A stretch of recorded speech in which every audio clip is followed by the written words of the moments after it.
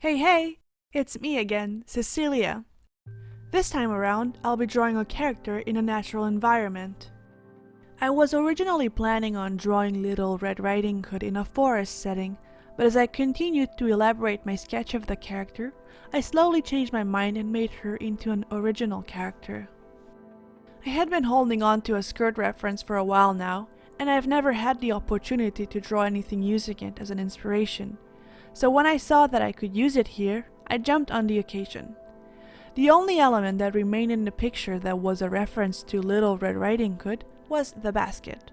I never draw baskets, so I wanted to keep that in the picture to be able to study it and learn how to draw them.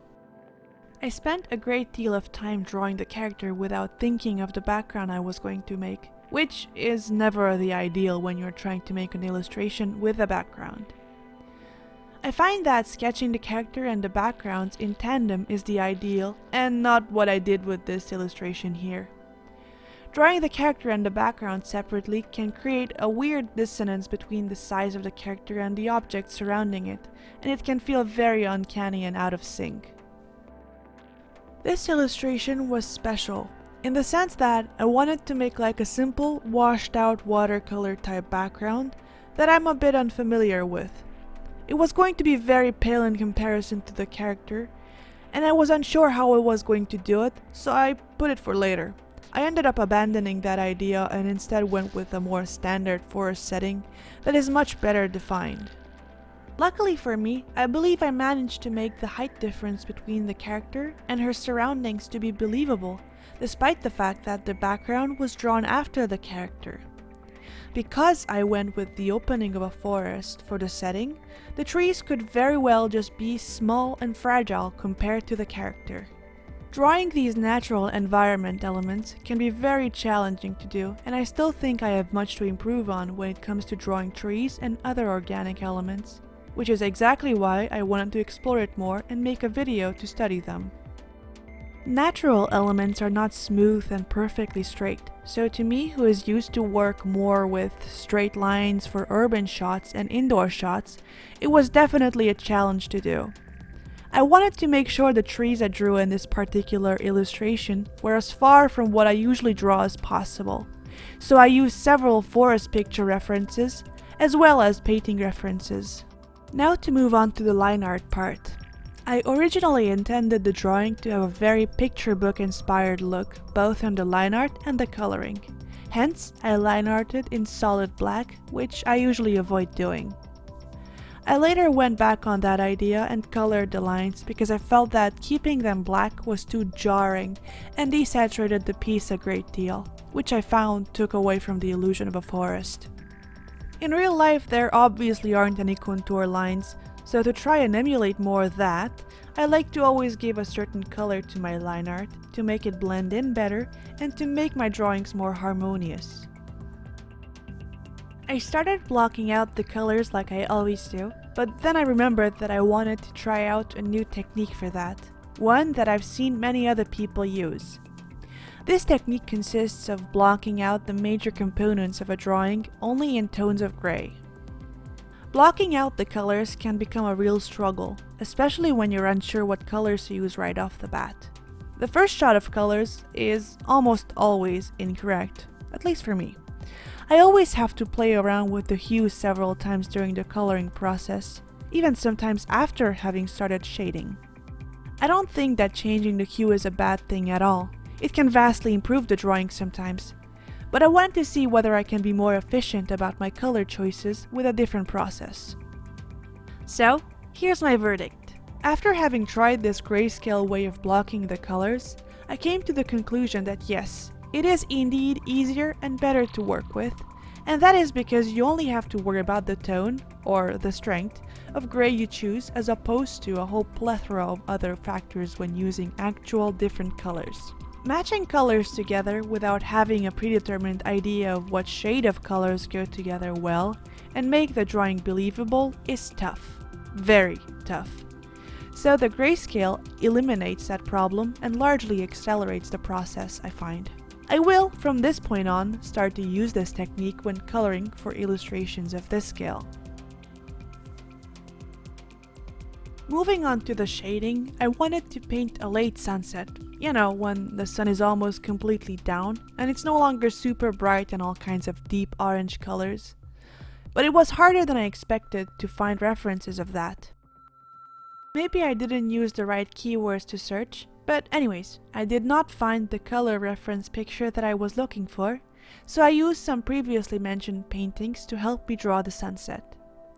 I mashed them up with some real-life pictures and made my colors less saturated and leaning more towards a greenish yellow for the sun and bluish purple for the shadows. Green, yellow, and blue ended up being the colors I most used in this piece. Though none of the green elements in this piece are perfectly green. All of them are either bluer with hints of purple for the shadows, or yellowish for the highlights. Now, the reason they still look like green is because the colors on a piece communicate between one another. Not literally, of course, but each color, one beside the other, influences our all-in-all perception of them, which creates the illusion of it being green.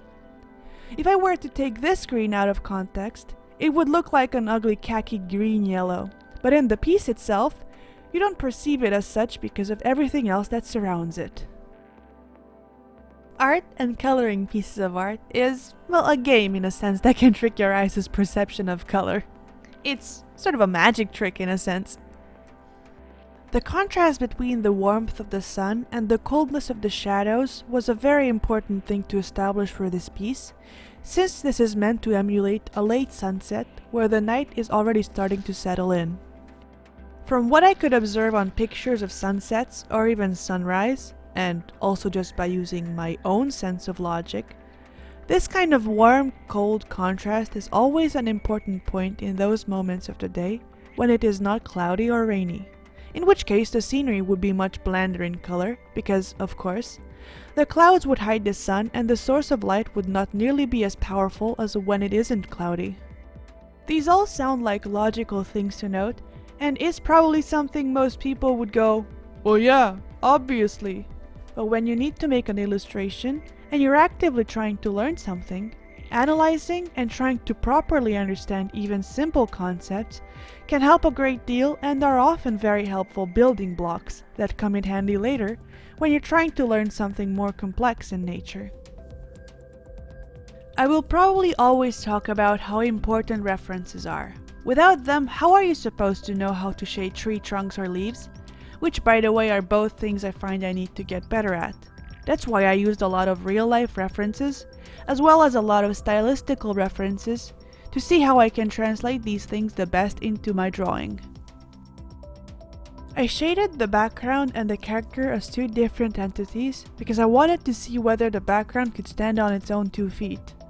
And also because I figured I may need to move the character over a little bit if I found that she was too off to one side and looked weird. In the end, I didn't need to move her, so I may have worked more than necessary to make sure that whatever is under her would look nice and coherent, but that is also part of the learning process. I don't know everything about drawing, definitely not, but I do try my best to learn each and every day something more, so that I can draw more intelligently in the future.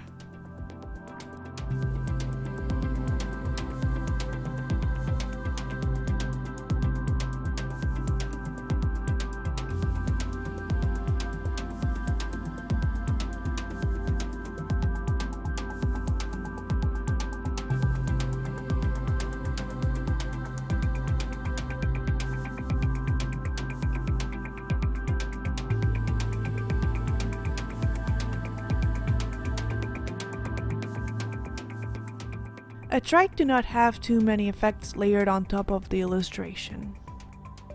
I used some light colors with the layer blending set to lighten that I duplicated and used the blending hard light on the duplicate to put sunshine effects coming from behind the girl. Then, after adding some white highlight lines I forgot to add earlier, I made a layer filled with an orange color that I set to overlay and lowered the opacity. I hope to achieve a more coherent look between the colors by doing that. And finally, at the end of this illustration, I decided to put a grain filter on it all to give the piece a nice texture. I already have a filter setup that I use often, but for this piece I increased the amount of grain a bit more than usual. I finished it all by putting an iris blur on the whole thing, and it was all done! Here's the two versions I ended up with, because, like I said earlier, I shaded the background and the character separately. The background works pretty well on its own too, except of course the reminiscence of the shadow where the feet are supposed to touch the ground. This drawing was, all in all, very educational to me, and made me realize certain ordering mistakes I should avoid doing in the future when making speed paints, as well as gave me the opportunity to get a close look on how to shade sunsets and forests. The two high-resolution versions of this illustration, as well as the step-by-step breakdowns of it, are all up on my Patreon. Thank you very much to all of my patrons, without whom I couldn't be making these videos. Thank you again, and stay magical! I'll see you next time!